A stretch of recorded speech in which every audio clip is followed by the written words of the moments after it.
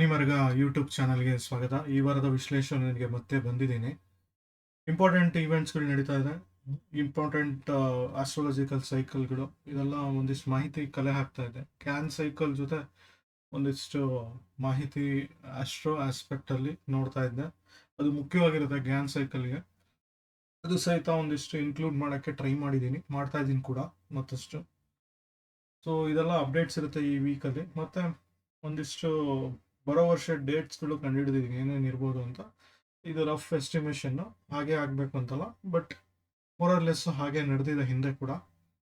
So ಅದೆಲ್ಲ ಮಾಹಿತಿ ಈ ವಿಡಿಯೋದಲ್ಲಿದೆ, ಕೊನೆ ತನಕ ವಿಡಿಯೋ ನೋಡಿ. ಮುಖ್ಯವಾಗಿ ಡೇಟ್ಸ್ ಇರ್ಬೋದು, ಮತ್ತು ವೀಕ್ಲಿ ಸ್ಟಾಕ್ಸ್ಗಳು ಏನಿರ್ಬೋದು. ಈ ವೀಕು ತುಂಬ ಚೆನ್ನಾಗಿದೆ, ಬಟ್ ಏನು ಬೇಕಾದ್ರೂ ಆಗ್ಬೋದು. ಅದು ಕೆಲವು ಈವೆಂಟ್ಸ್ ಇದೆ, ಅದಕ್ಕೆ ಅದೆಲ್ಲ ಹೇಳ್ತಿದ್ದೀನಿ.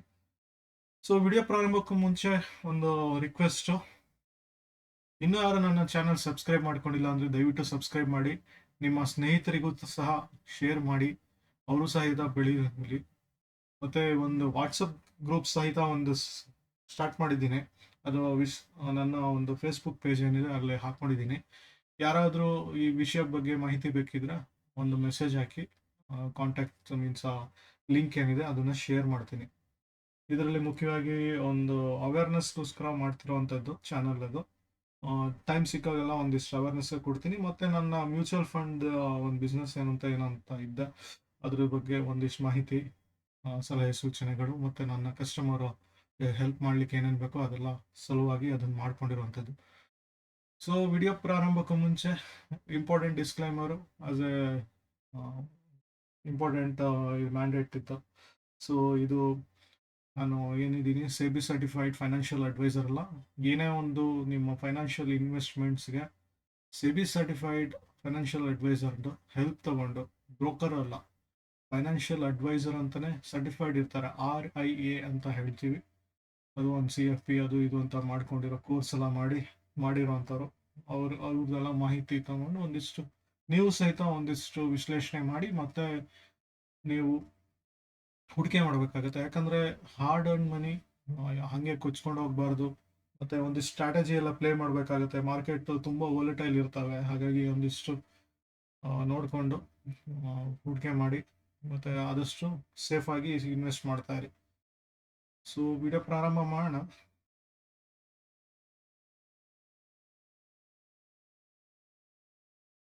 ಮೊದಲಿಗೆ ನಿಫ್ಟಿಗೆ ಹೋಗ್ತಾ ಇದ್ದೀನಿ. ಆಲ್ಮೋಸ್ಟ್ ನಾನು ಪಿಚ್ ಫೋರ್ಕಲ್ಲೆಲ್ಲ ಏನೇನು ಹಾಕ್ಕೊಂಡಿದ್ನೋ ಅದು ಇದಾಗಿದೆ. ಒಂದು ಅಬ್ಸರ್ವೇಷನ್ ಕಾಣಿಸಿರ್ಬೋದು, ಮೂನ್ ಸೈಕಲ್ ಬೇಸ್ಡ್ ಒಂದು ಇಂಡಿಕೇಟರ್ ಹಾಕ್ಕೊಂಡಿದ್ದೀನಿ, ನೀವು ನೋಡ್ತಾ ಇರ್ಬೋದು ಇಲ್ಲಿ.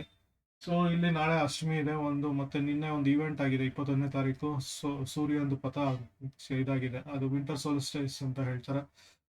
ಇದು ಡಿಸೆಂಬರಲ್ಲಿ. ಇದೆಲ್ಲ ಫಿಕ್ಸೆಡ್ ಈವೆಂಟ್ಸ್ಗಳು, ಇದೆಲ್ಲ ವರ್ಷಕ್ಕೆ 4 ಸಲ ಆಗುವಂಥದ್ದು. ಇಲ್ಲಿ ನೋಡ್ಬೋದು ಸಮ್ಮರಲ್ಲಿ, ವಿಂಟರು, ಈ ಥರದ್ದೆಲ್ಲ ಪ್ರತಿಯೊಂದು ಇದಕ್ಕೂ ಒಂದು ಮೂಮೆಂಟ್ಸ್ಗಳಿರ್ತವೆ. ಸೊ ಯೂಶಲಿ ಒಂದು ಅಕ್ಟೋಬರಿಂದ ಇದು ಬರೋದು, ಹಿಂದಿಂದೆಲ್ಲ ನೋಡಿದ್ರೆ ನಿಮ್ಗೆ ಗೊತ್ತಾಗುತ್ತೆ. ಸೊ ಡೌನ್ ಸೈಕಲ್ ಇರ್ತವೆ, ಥರ್ಡ್ ಸೈಕಲ್ ಆಲ್ವೇಸ್ ಡೌನ್ ಅಂತಾನೆ, ಫೋರ್ತ್ ಸೈಕಲ್ ಇನ್ನು ಸ್ಟಾರ್ಟ್ ಆಗ್ತಿದೆ. ಎಷ್ಟು ದಿವಸ ಇದು ಕಂಟಿನ್ಯೂಸ್ ಆಗಿ ಮುಂದಕ್ಕೆ ಹೋಗುತ್ತೆ ಪಾಸಿಟಿವ್ ಆಗಿ ನೋಡಬೇಕಾಗುತ್ತೆ. ಯಾಕಂದರೆ ಒಂದಿಷ್ಟು ನಾಟ್ ಫೇವರಬಲ್ ಕಂಡೀಷನ್ ಅಂತ ಏನು ಹೇಳ್ತಾರೆ, ಒಂದು ಜ್ಯೋತಿಷ್ಯ ಭಾಗದಲ್ಲಿ ಹೇಳೋವಂಥದ್ದು ಇದೆಲ್ಲ.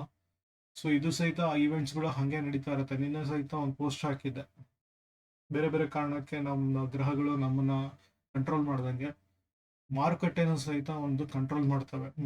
ಇದು ಮೂನ್ ಬೇಸ್ ಇರ್ಬೋದು, ಅಥವಾ ಒಂದು ಪರ್ಟಿಕ್ಯುಲರ್ ಮೆಟಲ್ ಇರ್ಬೋದು, ಅಥವಾ ಒಂದು ಪರ್ಟಿಕ್ಯುಲರ್ ಬ್ಯಾಂಕ್ ಇರ್ಬೋದು, ಏನೇ ಒಂದು ಸೆಕ್ಟರ್ ಇರ್ಬೋದು, ಆ ಪರ್ಟಿಕ್ಯುಲರ್ ಆಯಾ ಗ್ರಹಗಳು ಅಂತ ಏನಿರ್ತವೆ ಅದೆಲ್ಲ ಹೆಂಗೋ ಒಂದು ಕಂಟ್ರೋಲ್ ಮಾಡ್ತವೆ. ರೀಸೆಂಟಾಗಿ ರೆಟ್ರೋಗ್ರೇಟ್ ಆಗಿದ್ದು, ಅಂದರೆ ವಕ್ರಿ ಆಗಿದ್ದ ಒಂದು ಗುರುವಿನ ಒಂದು ಲಕ್ಷಣದ ಎಫೆಕ್ಟ್ ಬರಬೇಕಿತ್ತು.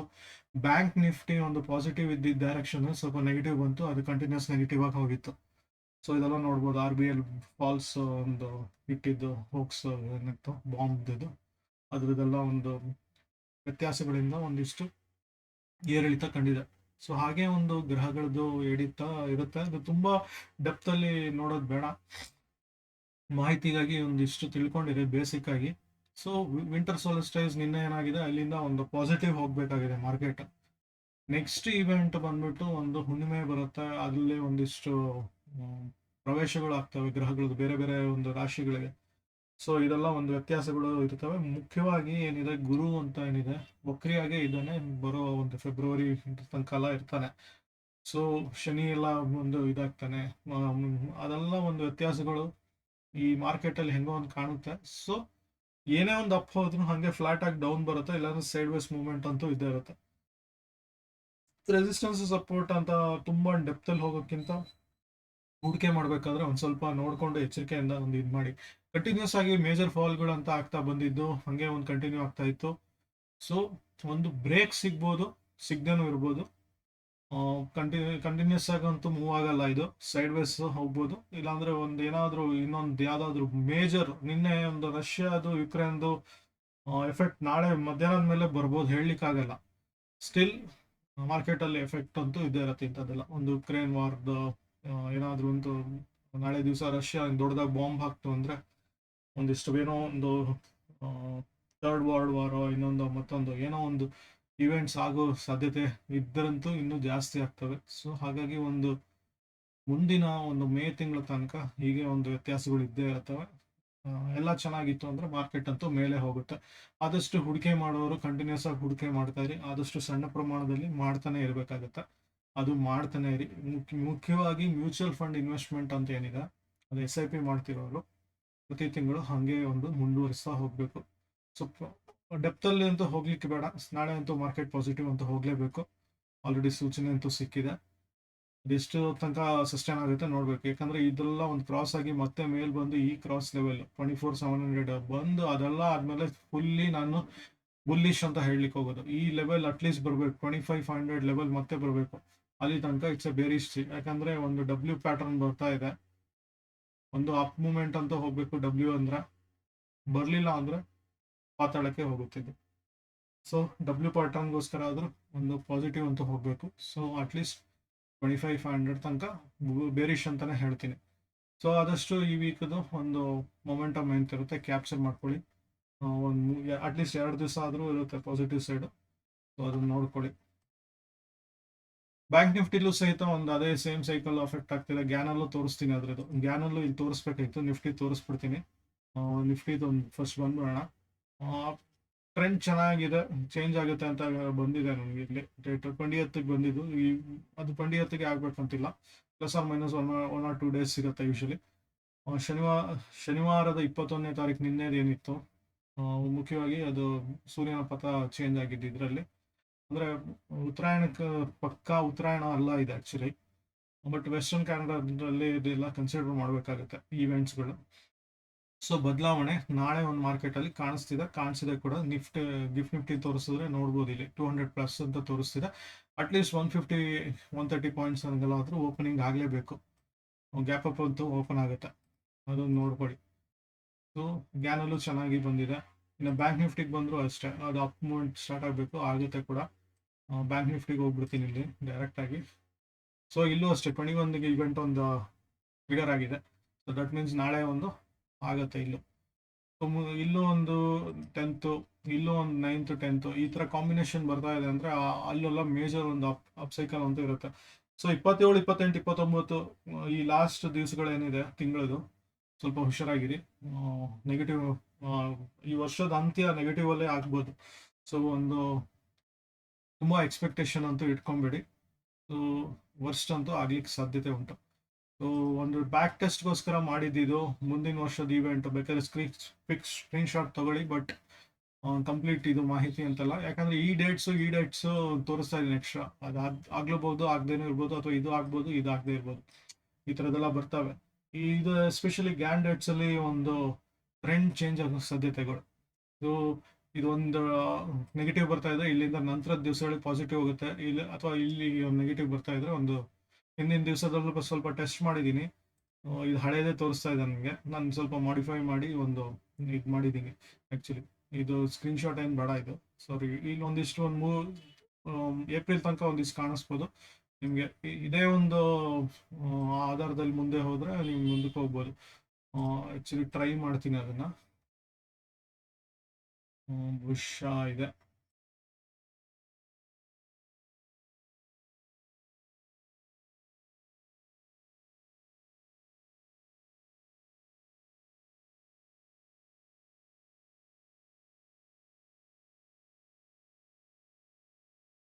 ಹಾಂ, ಇದಿದೆ. ನೀವು ಬೇಕಿದ್ರೆ ಫಾರ್ಮುಲಾ ಹಾಕ್ಕೊಳ್ಳಿ. ಎಸ್ಪೆಷಲಿ 24ಗೆ 25ಗೆ ಏನು ಬೇಕೋ ಇದು ಮಾಡ್ಕೊಳ್ಳಿ. ಈ ದಿವಸಗಳಂತೂ ಇದ್ದೇ ಇರುತ್ತೆ ಒಂದು ಅಪ್ ಟ್ರೆಂಡಲ್ಲಿ. ಮೇ ತನಕ ಅಂತೂ ಬಂದಿದೆ, ಮತ್ತಷ್ಟು ಬರುತ್ತಿದೆ. ಸೊ ಹಾಗಾಗಿ ಒಂದು ಇದೇ ಕಂಟಿನ್ಯೂಸ್ ಆಗಿ ಒಂದು ಮೂವ್ ಆಗುತ್ತೆ ಇದು. ಇನ್ನೂ ಒಂದು ಇವೆಂಟ್ಸ್ಗಳು ಬರಬೇಕಿತ್ತು, ಇಲ್ಲಿ ಕಾಣಿಸ್ತಿಲ್ಲ ಏನಕ್ಕೆ ಅಂತ ನೋಡ್ತೀನಿ. ಇದು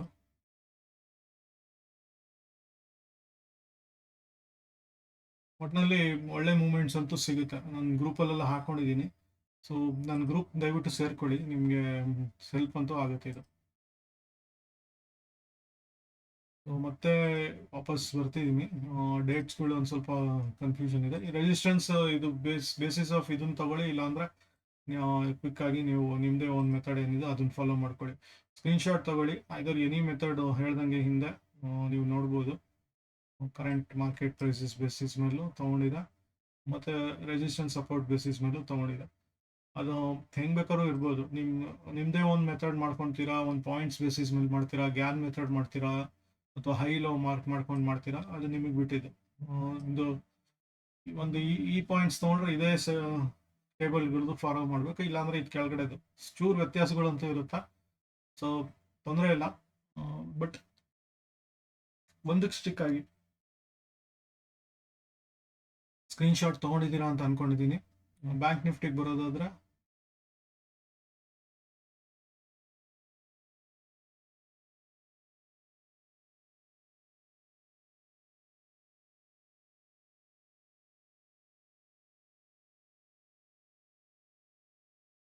ಹಿಂಗೆ ಬರ್ತಾ ಇದೆ ಬ್ಯಾಂಕ್ ನಿಫ್ಟಿದು. ಒಂದು ಸ್ಕ್ರೀನ್ಶಾಟ್ ತಗೊಳ್ಳಿ ಇದ್ರದ್ದು, ನಿಮಗೆ ಒಂದು ಹೆಲ್ಪ್ ಆಗುತ್ತೆ ಇದು. ಮ್ಯಾಜಿಕ್ ಟೈಮ್ ಮೇಲೆ ವರ್ಕ್ ಮಾಡ್ತಾ ಇದ್ದೀನಿ. ಇಂಟ್ರಾಡೇ ಮುಂದಿನ ದಿವಸಗಳು ಯಾವ ಟೈಮಲ್ಲಿ ಹೆಂಗೆ ವರ್ಕ್ ಆಗುತ್ತೆ ಅಂತ ಎಲ್ಲ ಮಾಹಿತಿಯೊಂದಿಗೆ ಬರ್ತೀನಿ ಮುಂದಿನ ದಿನಗಳಲ್ಲಿ. ಸ್ವಲ್ಪ ವೆರಿಫೈ ಮಾಡ್ತಾ ಇದ್ದೀನಿ. ಸೊ IPO ನಾಳೆ ಮುಖ್ಯವಾಗಿ 3 ಕ್ಲೋಸ್ ಆಗ್ತದೆ, ಖಂಡಿತ ದಯವಿಟ್ಟು ಹಾಕ್ಕೊಳ್ಳಿ ಇದ್ರ ಬಗ್ಗೆ. ಮಮತಾ ಮೆಷಿನರೀಸ್ ಇದೆ, ಒಂದು 117% ಆಲ್ರೆಡಿ ನಡೀತಾ ಇದೆ. ಟ್ರಾನ್ಸ್ರೈಲ್ ಇದೆ 43%, ಡ್ಯಾಮ್ ಕ್ಯಾಪಿಟಲ್ ಅಡ್ವೈಸರ್ಸ್ 56%, ಮತ್ತು ಮುಂದಿನ ಇದರಲ್ಲಿ ಸೆನೋರೆಸ್ ಫಾರ್ಮಸ್ಯೂಟಿಕಲ್ಸ್ 24th ಕ್ಲೋಸ್ ಆಗ್ತಾ ಇದೆ. ಸೊ ಅದ್ರ ಮುಂದಿನಲ್ಲಿ ಯೂನಿಮೆಕ್ ಏರೋಸ್ಪೇಸ್ ಅಂತಿದೆ. ಸೊ ಆದಷ್ಟು ಮೇನ್ ಬೋರ್ಡ್ಗೆ ಕಾನ್ಸಂಟ್ರೇಟ್ ಮಾಡಿ. SME ಬೇಸ್ಡ್ ಹಾಕೊಳೋದು ಬಿಡೋದು ನಿಮಗೆ ಬಿಟ್ಟಿದ್ದು. ಯಾಕಂದರೆ ಇದು ಯೂಶಲಿ ಏನಾಗುತ್ತೆ, ಅಲಾಟ್ಮೆಂಟ್ ಒಂದು ಇಶ್ಯೂ ಇರುತ್ತೆ, ಮತ್ತು ಈ ಅಲಾಟ್ ಆದಮೇಲೂ ಸಹಿತ ಒಂದು ಬಿಗ್ ನಂಬರ್ಸ್ ಚಂಕ್ಸಲ್ಲಿ ಇರ್ತಾವಲ್ಲ, 1 ಲಕ್ಷ 1.5 ಲಕ್ಷ ಈ ಥರದ್ದೆಲ್ಲ ಇರ್ತವೆ. ಸೊ ಆ ಯೂನಿಟ್ಸ್ಗಳು ಸೆಲ್ ಮಾಡಬೇಕಾದ್ರೆ ಕಷ್ಟ ಆಗ್ಬಿಡುತ್ತೆ. ಸೊ ಎಲ್ಲ ಒಂದು ಬಿಗ್ ಲಾಟ್ ಸೈಜ್ ಇರೋದ್ರಿಂದ ಸ್ವಲ್ಪ ನೋಡ್ಕೊಬೇಕಾಗುತ್ತೆ. ಖಂಡಿತ ಮಮತಾ ಮೆಷಿನರೀಸು, ಟ್ರಾನ್ಸ್ರೈಲ್ ಲೈಟಿಂಗು, ಸನಾತನ್ ಬೇಡ, ಡ್ಯಾಮ್ ಕ್ಯಾಪಿಟಲ್ ಅಡ್ವೈಸರ್ಸು, ಮತ್ತು ಒಂದು ಸೆನೋರೆಸ್ ಫಾರ್ಮಸ್ಯೂಟಿಕಲ್ಸು, ಯುನಿಮೆಕ್ ಏರೋಸ್ಪೇಸ್, ಇದ್ರ ಬಗ್ಗೆ ಒಂದು ನೋಡಿ ಇನ್ವೆಸ್ಟ್ ಮಾಡ್ಕೊಳೋದು. ಅಟ್ಲೀಸ್ಟ್ 1 ಲಾಟ್ ಆದರೂ ಹಾಕ್ಕೊಳ್ಳಿ, ಖಂಡಿತ ಒಂದು ಗೇನ್ ಅಂತೂ ಸಿಗುತ್ತೆ. ಕಮಿಂಗ್ ಟು ಗಿಫ್ಟ್ ನಿಫ್ಟಿ ಎಲ್ಲ ಹೇಳಿದ್ದೆ. ಗ್ಯಾನ್ದೊಂದು ಮುಂದೆ ಇನ್ನೂ ಮಾಹಿತಿ ಕೊಡ್ತೀನಿ. ಬೇಸಿಕ್ ಇವತ್ತೇನಿದೆ ಇದು ಸಾಕು ಸದ್ಯಕ್ಕೆ. ಇನ್ನು ಸ್ಟಾಕ್ ಸ್ಕ್ರೀನರ್ಗೆ ಬರೋದಾದರೆ, ಆ್ಯಕ್ಚುಲಿ 588 ಸ್ಟಾಕ್ಸ್ ಬರ್ತಾ ಇದೆ. ಇದು ಮೇ ಬಿ 1 ವೀಕ್ 15 ಡೇಸಿಗೆ ತೊಗೊಬೋದು ನೀವು. ಇಲ್ಲಿ ಆಲ್ರೆಡಿ 1 ವೀಕಿಗೆ 7% ಕೊಟ್ಟಿದೆ. ಬ್ರೈನ್ ಬೀಸ್ ಪ್ರೈಸ್ ಫಸ್ಟ್ ಟ್ರೈ ಅಂತ ಏನಿದೆ ಅದು ಮತ್ತಷ್ಟು ಕೊಡೋಕ್ಕೆ ಸಾಧ್ಯತೆ ಇದೆ. ಟೆಕ್ನೋ ಎಲೆಕ್ಟ್ರಿಕಲ್ಸ್ ಇದೆ, ಮತ್ತು KPI ಗ್ರೀನ್ಸ್ ಮೊನ್ನೆಯಿಂದ ಸ್ಟಾರ್ಟ್ ಆಗಿದೆ, ಸೊ ಕೊಡ್ಬೋದು. ಆಮೇಲೆ ಐಕ್ಸಿಗ್, ಇದು ಲಾಟ್ ರೆವೆನ್ಯೂಸ್ ಏನಿದೆ, IXI ಗೋ, ಇದಕ್ಕೆ ಆದಿತ್ಯ ವಿಷನ್, ಮತ್ತು ಫಂಡಮೆಂಟಲ್ಸ್ ಎಲ್ಲ ಇದ್ರದ್ದೆಲ್ಲ ನೋಡ್ಕೊಳ್ಳಿ ನೀವು. ಬೇಸಿಕಾಗಿ ನನ್ನ ಏನಿದೆ ಸ್ಕ್ರೀನರ್ ಇದ್ರದ್ದು ಟ್ರೇಡಿಂಗ್ ವ್ಯೂದು ಅದರಿಂದನೇ ಮಾಡ್ಕೊಂಡಿರುವಂಥದ್ದು. ಸೊ ನಿಮ್ಗೆ ಏನು ಬೇಕೋ ಅದು ಹಾಕ್ಕೊಡಿ. ಸೊ ಬೇಸಿಕಾಗಿ ತುಂಬ ಬರ್ತವೆ ನಿಮಗೆ. ಫ್ಯೂ ಸ್ಟಾಕ್ಸ್ ಅಂತೇನಿದೆ, ಐದರ್ ಕ್ಯಾಪಿಟಲ್ ಬೇಸಿಸ್ ಅದು ತಗೊಳ್ಳಿ, ಇಲ್ಲಾಂದರೆ ಒಂದು ಅದ್ರದ್ದು ಪರ್ಫಾರ್ಮೆನ್ಸ್ ಬೇಸಿಸ್ ಅದು ಇಟ್ಕೊಂಡು ನೋಡಿಕೊಂಡು ಫಂಡಮೆಂಟಲ್ಸ್ ವೆರಿ ಗುಡ್ ಅಂತ ಕನ್ಫರ್ಮ್ ಆದಮೇಲೆ ಒಂದಿಷ್ಟು ಹಾಕ್ಕೊಳ್ಳಿ. ಈ ಲಿಸ್ಟ್ ಟಾಪ್ 10 ಅಂತ ತೊಗೊಂಡ್ರು ಸಾಕು, ಅದರದ್ದೇ ಒಂದಿಷ್ಟು ನಿಮಗೆ. ಇದಂತೂ ನೋಡಿ, ಕಳೆದ ಒಂದು 10-15 ದಿವಸದಿಂದ ಓಡ್ತಾನೆ ಇದೆ, ಮತ್ತು ಇದು ಟ್ರೆಂಡ್ ಚೇಂಜ್ ಆಗಿದೆ, ಡೌನ್ ಬರೋ ಸಾಧ್ಯತೆ ಉಂಟು. ಸೊ ಈ ಥರದ್ದೆಲ್ಲ ಇರ್ತವೆ, ಸೊ ನೋಡ್ಕೊಳ್ಳಿ. ಹೋಪ್ ಇದನ್ನ ಸ್ಕ್ರೀನ್ಶಾಟ್ ವಿಡಿಯೋ ಪಾಸ್ ಮಾಡ್ಕೊಂಡು ನೋಡ್ಕೊತೀರೋ ಅದು ಬಿಟ್ಟಿದ್ದು ನಿಮ್ಗೆ ಬಿಟ್ಟಿದ್ದು ಇನ್ನೊಂದ್ಸಲಿ ನಿಧಾನಕ್ಕೆ ಸ್ಕ್ರಾಲ್ ಮಾಡ್ತೀನಿ. ನೋಡ್ಕೊಳ್ಳಿ, ಎ ಬಿ ಎಲ್ ಇದೆ, ಜೆಂಟೆಕ್ ಇದೆ, ಟಿಟಾಗರ್ ಇದೆ, ಅದೋರ್ ವೆಲ್ಡಿಂಗ್ ಇದೆ, ಪೈಸಾಲ್ ಇದು ಡಿಜಿಟಲ್, ಇದು ತುಂಬ ದಿವಸದಿಂದ ಓಡ್ತಾ ಇದೆ, ಮತ್ತಷ್ಟು ಓಡೋ ಸಾಧ್ಯತೆ ಇದೆ. ಬಿರ್ಲಾ ಕಾರ್ಪು, ರಾಜೇಶ್ ಎಸ್ಕೋ. ಸೊ ಏನು ಫಂಡಮೆಂಟಲ್ ಏನು ಅಂದರೆ, ಇನ್ ಕೇಸ್ ಏನಾದರೂ ನೀವು ನೆಗೆಟಿವ್ ಬರ್ತಾ ಇದೆ ಅಂದರೆ ದಯವಿಟ್ಟು ಎಕ್ಸಿಟ್ ಆಗಿಬಿಡಿ ಸ್ಟಾಪ್ ಲಾಸ್. ಇಲ್ಲ ಅಂದರೆ ಪೊಸಿಷನಲ್ ತೊಗೊಂಡು ವೆಯ್ಟ್ ಮಾಡ್ತೀನಿ ಅಂದರೆ ಅದು ಸಹಿತ ಮಾಡ್ಬೋದು. ಅದು ನಿಮಗೆ ಬಿಟ್ಟಿದ್ದು, ನಿಮ್ಮ ಸ್ಟ್ರಾಟಜಿಗಳು ನಿಮ್ಗೆ ಹೆಂಗೆ ಅಪ್ಲಿಕೇಬಲ್ ಆಗುತ್ತೆ, ನಿಮ್ಗೆ ಓಕೆ ಇದ್ದರೆ ನೀವು ಅದನ್ನು ಕಂಟಿನ್ಯೂ ಮಾಡಿ. ನಾನೊಂದು ಸ್ಟ್ರಾಟಜಿ ಹೇಳ್ತಿರ್ತೀನಿ, ಅದು ನಿಮ್ಗೆ ಸೂಟ್ ಆಗದೆ ಇರ್ಬೋದು, ನಿಮ್ಮದು ತುಂಬ ಅರ್ಜೆಂಟ್ ದುಡ್ಡು ಬೇಕಾಗಿರುತ್ತೆ, ಈ ಥರದ್ದೆಲ್ಲ ಸಮಸ್ಯೆಗಳಿರ್ತವೆ. ಸೊ ನೀವು ಎಕ್ಸಿಟ್ ಆಗೋದು ಒಳ್ಳೇದು ಇನ್ ಕೇಸ್ ಏನಾದರೂ ನೆಗೆಟಿವ್ ಇತ್ತು ಅಂದರೆ. ಇದು ರೆಕಮೆಂಡೇಶನ್ ನಂದಲ್ಲ, ಇದು ಸ್ಟಾಕ್ಸ್ ಇವ್ರದ್ದು ಟ್ರೇಡಿಂಗ್ ವ್ಯೂ ಇಂದ, ಅವ್ರ ಎಕ್ಸ್ಪರ್ಟ್ಸ್ ಅಂತ ಯಾರು ಇಟ್ಕೊಂಡಿರ್ತೋ ಅವ್ರ ಬೇಸಿಸ್ ಮೇಲೆ, ನಂದಂತ ಯಾವುದೂ ಇಲ್ಲ ಇದರಲ್ಲಿ. ಮತ್ತು ಇದು ಬೇಸ್ಡ್ ಆನ್ ಒಂದಿಷ್ಟು ಪರ್ಫಾರ್ಮೆನ್ಸ್ ಮೇಲೆ ಒಳ್ಳೆ ಒಂದು ಮೂಮೆಂಟ್ಸ್ ಅಂತೂ ಕಂಡಿದೆ. ಎಂಟಾರ್ ಆ್ಯಕ್ಚುಲಿ ನೆಗೆಟಿವ್ ಹೋಗ್ತಾ ಇದೆ. ಇದು ನನ್ನ ಒಂದು ಗ್ರಾಫ್ದು ತೋರಿಸ್ಬಿಡ್ತೀನಿ. ಒಂದು ನೆಗೆಟಿವ್ ಅಂತೂ ಬರುತ್ತೆ ಇದು ಖಂಡಿತವಾಗ್ಲಿ, ಯಾಕಂದರೆ ಟ್ರೆಂಡ್ ಲಾಸ್ಟ್ ಮಿನಿಟ್ಗಳು ಚೇಂಜ್ ಆಗ್ತಿದೆ ಅಂದರೆ ನೆಗೆಟಿವ್ ಹೋಗುತ್ತೆ ಅಂತ. ಸೊ ಅದೆಲ್ಲ ಹುಷಾರಾಗಿರಬೇಕು.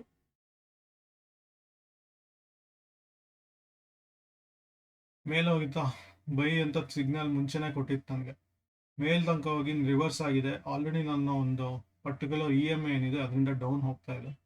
ಸೊ ಖಂಡಿತವಾಗ್ಲಿ ಇಲ್ಲಿ ನೋಡಿ ಟಚ್ ಆಗ್ತಿದೆ, ಇದರಿಂದ ಕೆಳಗೆ ಬಂತು ಅಂದರೆ ಮತ್ತಷ್ಟು ಕೆಳಗೆ ಹೋಗುತ್ತೆ. ಸೊ ವೆಯ್ಟ್ ಮಾಡಿ, ಸ್ಟಾಪ್ ಲಾಸ್ ಎಲ್ಲ ಇಟ್ಕೊಂಡು ವರ್ಕ್ ಮಾಡ್ತೀನಿ ಅಂದರೆ ಇದು ಮಾಡಿ. ಲಾಂಗ್ ಟರ್ಮ್ಗೆ ಇಂಥದ್ದು ಹೆಲ್ಪ್ ಆಗಲ್ಲ. ನಾನು ಫಸ್ಟಿಗೆ ಟ್ರೇಡಿಂಗ್ ವ್ಯೂಲ್ ಏನು ತೋರಿಸಿದ್ನೋ ಇದು ಅಟ್ಲೀಸ್ಟ್ ಒಂದು 15 ಡೇಸ್ಗಾದರೂ ಇಟ್ಕೊಬೋದು, ಅಥವಾ 10 ಡೇಸಲ್ಲಿ ನಿಮಗೆ ಒಂದು 10-15% ಬಂತು ಅಂದರೆ ಕೊಟ್ಬಿಡ್ಬೋದು. ಬಟ್ ಈ ಪರ್ಟಿಕ್ಯುಲರ್ ಏನು ಚಾಟಿಂಗಲ್ಲಿ ತೋರಿಸ್ತಾ ಇದ್ದೀನಿ, ನಾಳೆನೂ ಕೊಡ್ಬೋದು, ನಾಡಿದ್ದು ಕೊಡ್ಬೋದು, ಅಥವಾ ಕೊಡದೇನೂ ಇರ್ಬೋದು. ಕೆಲವೆಲ್ಲ ಅಲ್ಲಿಂದ ಇಲ್ಲಿ ರಿಪೀಟ್ ಆಗ್ತಾ ಇರ್ತವೆ. ಸೊ ಅದೆಲ್ಲ ನೋಡ್ಕೊಳ್ಳಿ.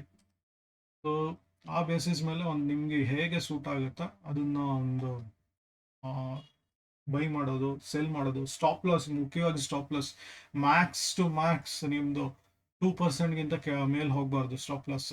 ಅಲ್ಲಿಗೆ ಒಂದು ಕ್ಲೋಸ್ ಮಾಡಿಕೊಂಡು ಎಕ್ಸಿಟ್ ಆದರೆ ಒಳ್ಳೆಯದು. ಇನ್ ಕೇಸ್ ನೀವು ಹೋಲ್ಡ್ ಮಾಡೋಕ್ಕೆ ಕೆಪಾಸಿಟಿ ಶಕ್ತಿಗಳಿಲ್ಲ ಅಂದರೆ, ಏಕೆಂದರೆ ತುಂಬ ಒಂದು ನೆಗೆಟಿವ್ ಹೋಯಿತು ಅಂದರೆ ತುಂಬ ಕೆಳಗಡೆ ಹೋಗ್ಬಿಡ್ತವೆ ಇಂಥ ಸ್ಟಾಕ್ಸ್ಗಳು. ಇಂಥದ್ದಲ್ವ, ಯಾವುದೇ ಇರಲಿ ತುಂಬ ಕೆಳಗಡೆ ಹೋಗ್ತವೆ. ಹಾಗಾಗಿ ಒಂದು ನೋಡಿಕೊಂಡು ಎಕ್ಸಿಟ್ ಆಗೋದು ಒಳ್ಳೆಯದು. ಲಾಭ ಬಂದರೂ ಬೇಗ ಎಕ್ಸಿಟ್ ಆಗಿ ಒಂದು 4-5% ಅಷ್ಟೇ, ಅಥವಾ ಇನ್ನು ಜಾಸ್ತಿ ಸಿಗುತ್ತೆ ಅಂತ ಕಾಯ್ತಾ ಇದ್ರೆ ಕೆಲವೊಮ್ಮೆ ಬರ್ಬೋದು, ಬರ್ದೇನೂ ಇರ್ಬೋದು. ಸೊ ಏನೇ ಒಂದು ಅನಾಲಿಸಿಸ್, ಫಂಡಮೆಂಟಲ್ಸ್, ಟೆಕ್ನಿಕಲ್ಸ್ ಏನೇ ಮಾಡಿ ಅದನ್ನ ಮಾಡಿಕೊಂಡು, ಯಾಕಂದರೆ ನಾನು ಇವತ್ತು ಹೇಳ್ಬೋದು, ನಾಳೆ ಒಂದು ಪರ್ಟಿಕ್ಯುಲರ್ ಯಾವುದೋ ಒಂದು ಕೆಟ್ಟ ಇವೆಂಟ್ ನಡೀತಾ ಇದೆ, ಏನೋ ಒಂದು ಬಾಂಬ್ ಬಿತ್ತು ಅಥವಾ ಏನೋ ಒಂದು ಕೆಟ್ಟ ಸುದ್ದಿ ಬಿತ್ತು, ಸಡನ್ನಾಗಿ ಮಾರ್ಕೆಟ್ ಟ್ರೆಂಡೇ ಚೇಂಜ್ ಆಗಿಬಿಡುತ್ತೆ. ಸೊ ಹಾಗಾಗಿ ಒಂದು ಇನ್ವೆಸ್ಟ್ ಮಾಡಿದವರು ನಿಮ್ಮ ಒಂದು ಸ್ಟಾಪ್ ಲಾಸು ಇದೆಲ್ಲ ನೋಡದೆ ಹಾಗೆ ಕಂಟಿನ್ಯೂ ಮಾಡ್ತಾ ಇದೆ ಅಂದರೆ ಸ್ವಲ್ಪ ಕಷ್ಟ ಆಗ್ಬಿಡುತ್ತೆ. ಹಿಂದೆ ನೋಡಿರ್ಬೋದು ಡಿಫೆನ್ಸ್ ಸ್ಟಾಕ್ಸ್ ಎಲ್ಲ ಒಂದು 400-500% ಕೊಟ್ಟಿದ್ದೆಲ್ಲ ಇವತ್ತು ಅಲ್ಲಿಂದ ಒಂದು 50%ಗಿಂತ ಕೆಳಗೆ ಬಂದಿದೆ. ಸೊ ಇದೆಲ್ಲ ಒಂದು ಎಚ್ಚರಿಕೆ ಗಂಟೆ ತಗೊಳ್ಳಿ, ಅದನ್ನು ಹುಷಾರಾಗಿ ಇನ್ವೆಸ್ಟ್ ಮಾಡಿ. ಮತ್ತೆ ಸಿಗೋಣ ಮತ್ತೊಂದು ವಿಡಿಯೋದೊಂದಿಗೆ ಮುಂದಿನ ವಾರ. ಸಾಧ್ಯವಾದರೆ ಮಧ್ಯದಲ್ಲಿ ಒಂದು ಕ್ಲಾಸ್ ಥರ ಮಾಡ್ತೀನಿ ಅಂತ ಒಂದು ಗ್ರೂಪ್ ಸ್ಟಾರ್ಟ್ ಮಾಡಿದ್ದು ಹೇಳಿದ್ದೀನಿ. ಖಂಡಿತ ಒಂದು ವಾಟ್ಸಪ್ಸ್ ಕಮ್ಯುನಿಟಿ ಏನಿದೆ ಜಾಯ್ನ್ ಆಗಿ, ಮುಂದಿನ ದಿನಗಳಲ್ಲಿ ಮೇಜರ್ ಅಪ್ಡೇಟ್ ಅಂತ ಏನಾದರೂ ಇದ್ದರೆ ಅದ್ರ ಮುಖಾಂತರ ಕೊಡ್ತೀನಿ. ಮತ್ತು ಮ್ಯೂಚುವಲ್ ಫಂಡ್ ಇನ್ವೆಸ್ಟ್ಮೆಂಟ್ ಮಾಡೋರು ದಯವಿಟ್ಟು ಸಂಪರ್ಕ ಮಾಡಿ. ನಿಮ್ಮದೇ ಓನು ಡೈರೆಕ್ಟ್ ನೀವೇ ಮಾಡ್ತಿದ್ದೀರಿ ಅಂತ ಪಕ್ಕ 100% ನಿಮ್ಗೆ ಗೊತ್ತಿರಬೇಕು. ನಾವು ಆ್ಯಸ್ ಅ ರೆಗ್ಯುಲರ್ ಅಂತ ಏನು ಬ್ರೋಕರ್ ಅಂತ ಏನು ಹೇಳ್ತೀವಿ, ನಮ್ಮನ್ನು ನಾವು ಬ್ರೋಕರ್ ಅಂತ ಹೇಳ್ಕೊಬೇಕು. ಮ್ಯೂಚುವಲ್ ಫಂಡ್ ಡಿಸ್ಟ್ರಿಬ್ಯೂಟರ್ ಅಂತ ಏನಿದ್ದೀವಿ ನಾವೆಲ್ಲ ನಿಮಗೆ ಒಂದು ಸಹಾಯ ಮಾಡಲಿಕ್ಕೋಸ್ಕರ ಅಂತಲೇ ಇರೋದು. ಆ್ಯಂಫಿದು ಉದ್ದೇಶ ಏನು ಅಂದರೆ, ಮುಖ್ಯವಾಗಿ ಎಲ್ಲರೂ ದುಡ್ಡು ಮಾಡಬೇಕು, ಸೇಫ್ ಆಗಿರಬೇಕು, ಮೇಯ್ನು ಕನ್ಸರ್ವ್ ಆಗಿ ಇರಬೇಕು. ತುಂಬ ಅಗ್ರೆಸಿವ್ ಆಗಿ ಹೋಗಿ ಲಾಸ್ ಮಾಡ್ಕೊಳೋದಲ್ಲ. ಸ್ಟಾಕ್ ಮಾರ್ಕೆಟ್ ಇನ್ವೆಸ್ಟ್ಮೆಂಟ್ ಮಾಡೋರು, ಸ್ಟಾಕ್ ಮಾರ್ಕೆಟ್ ಕ್ಲಾಸಸ್ಗಳು ಮತ್ತು ಏನಿದ್ದಾರೆ ಫೈನಾನ್ಷಿಯಲ್ ಅಡ್ವೈಸರ್ ಅಂತ, ಅವ್ರದ್ದು ಸಹಾಯ ತಗೊಂಡು ಇನ್ವೆಸ್ಟ್ ಮಾಡಿ. ನಾನು ಏನೇ ಒಂದು ಇಲ್ಲಿ ವಿಡಿಯೋ ಮಾಡಿರೋದು just educational purpose, not beyond that. ತಿಳ್ಕೊಳ್ಳಿ. ಮತ್ತೆ ಸಿಗೋಣ, ಅಲ್ಲಿ ತನಕ ಧನ್ಯವಾದಗಳು ತಿಳಿಸ್ತಾ ಶುಭರಾತ್ರಿ.